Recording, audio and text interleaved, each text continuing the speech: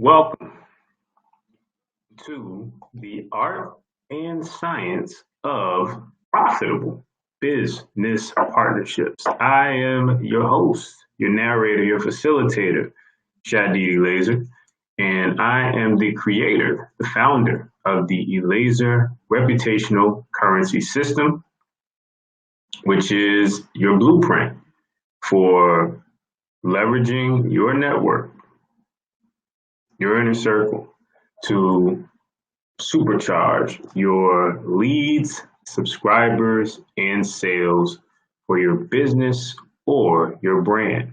This is day number 5 of the JVOLOgy 5 Joint Venture Partners in 5 Days Challenge, hosted by Jay Facette, who is the founder of several entities, but most notably for this challenge, JVOLOgy, which is a community that is the perfect mix of people, fun, and profit. Now, let's go right into the high notes for day number 4.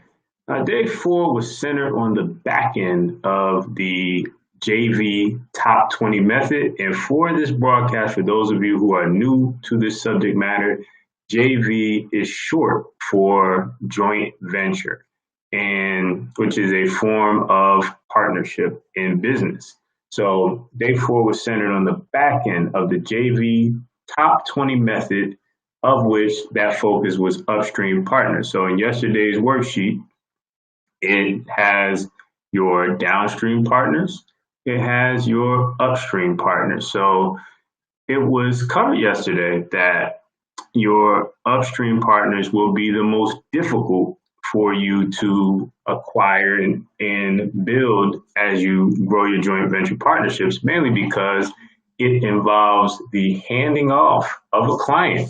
So if that particular partner of yours, that vendor of yours, has a successful and ongoing relationship with a client, the toughest part or aspect of that particular relationship is the trust that you're going to maintain the same level of quality, follow through, deliverability that they have experienced, which led to that positive influence. So in many cases, that's going to take time. And what was recommended in day 4 is that you start small. You don't ask for the hand in marriage on the first date. You start at a low level, build the lowest common denominator, and as always, ask to go first in the partnership. And from there, you can start to build that trust, build that rapport. And that is one way that you can start to build those upstream partners. So that was day 4. In day 5, we're talking about the art of the invitation, inviting. Now, it's important to realize that, and if you watch the video for day 5, Jay brilliantly outlines the aspect of no one wants to be pitched and sold, but we do enjoy the buying process for a product or service that we find valuable, solves a major problem, or brings enjoyment, makes us feel smarter, richer, more handsome, or beautiful. And so we often go through the pitching process or the selling process in order to get to that feeling. So that is what you must understand. So what you also must understand is the difference between a pitch to a client and a peer. So an invitation, in the art of the invitation, you're not speaking to your ideal client. And many business owners get themselves caught up in the fact that they feel they have to talk to everyone as if that product or service is for sale. And what you have to realize is with partnerships, you're not selling to the person in terms of this product or service will solve your problem. You must adjust and figure out the context of that discussion. You must frame it in the following way.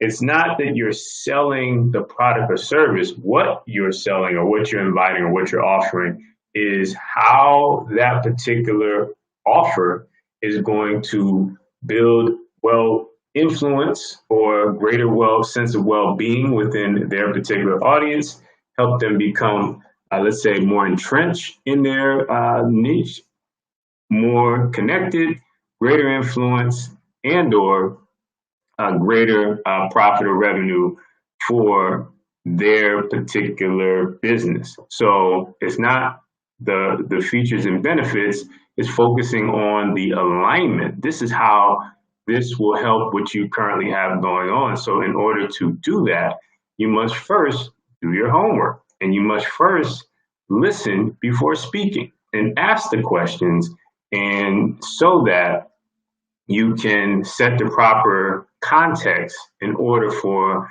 a great invitation to take place. Your JV partner, your potential JV partners need to understand your vision and alignment. And you're not leading off with, hey, you need to buy this product, or you need to be an affiliate for this product, you need to send this to your list. You need to understand what their goals are, because it may be the right partner, but the wrong opportunity or time period. So if they are, for example, going through a podcast launch where they're gathering their own affiliates and joint venture partners, and you contact them with the absolute perfect solution for growing their business through a joint venture, well, their efforts are focused on the podcast. So they can't necessarily give their all to you, but if you just jump right in, you say, well, I need to have you on board. I need you to send to the list. Your list is in alignment with my list. And what tends to happen is they're going to turn off the switch and treat you like an annoying salesperson. So that's what you must keep in mind. You must listen first. You must lead with value. And active listening is a form of leading with value, because you're valuing the opinions, the goals, the mindset, the vision of the person that you're speaking with. In today's attention-starved society, giving someone your undivided attention is a superpower. And in those discussions, you can completely set yourself apart, differentiate yourself from the rest of the JV community, and really deliver value in that particular discussion, the invitation discussion, which is the point of day 5. So the mindset that you must adopt is, I have a great opportunity that I'd like to share with you, versus you must take the next step forward. And the questions that you must ask yourself and ultimately answer are, you must, number one, how does this opportunity make my potential partner look good in the eyes of their tribe? How does it become a win? How does this opportunity place them closer to their goals?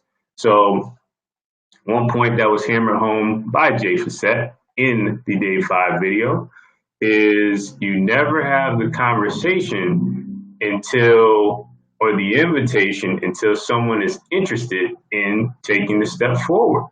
And so you're inviting them to the right opportunity at the right time. So again, it may be the perfect opportunity, the wrong time period, or it may be better for, let's say, different parts of the year.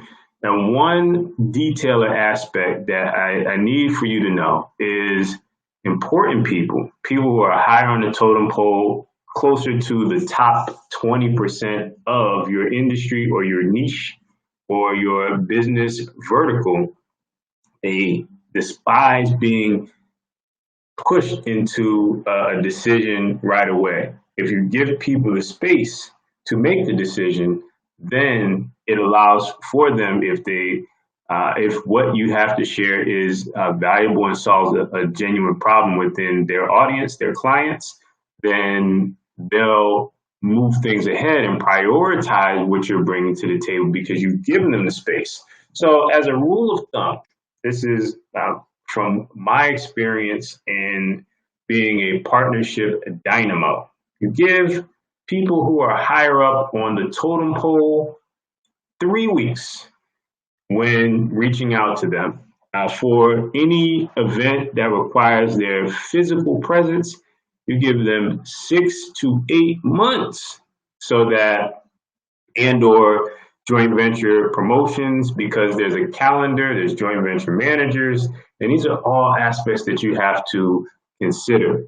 One tool that I would recommend is a calendar scheduling app, whether you use Schedule Once, whether you use Calendly, whether you use Microsoft Bookings. You want to give people the opportunity to book time with you based on their availability. And when you're doing partnerships at a high level, you don't have the time to go back and forth. Well, are you free at 3? Well, on Tuesday, I'm actually booked. But Thursday at 1 to 4, are you free?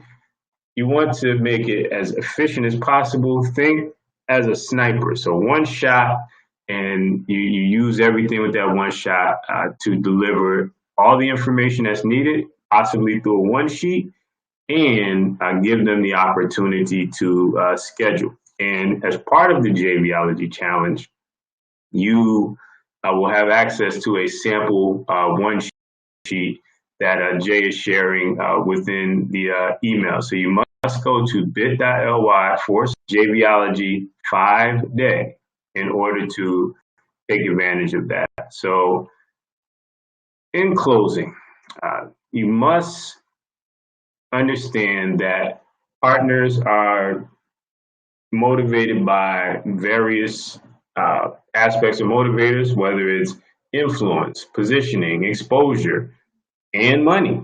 And by using active listening, you can find out what that motivation is and adjust your pitch to the time frame and the particular value that's needed. So in some cases, like if you have a very engaged audience and you can deliver a huge benefit by simply reviewing, let's say, their book in front of your live audience. So if I, for example, go on Instagram and review a book that a joint venture partner is working on, it delivers huge goodwill because there's sales from that. There is messages, there's increased followers for that person if they are on that social media platform. And there's direct messages that go to that particular business owner and says, hey, I saw the review of your book on Mr. Shadid's Instagram channel, and I really like what you have going on. So putting people in better position is not just about making them richer. It can be making them more impactful.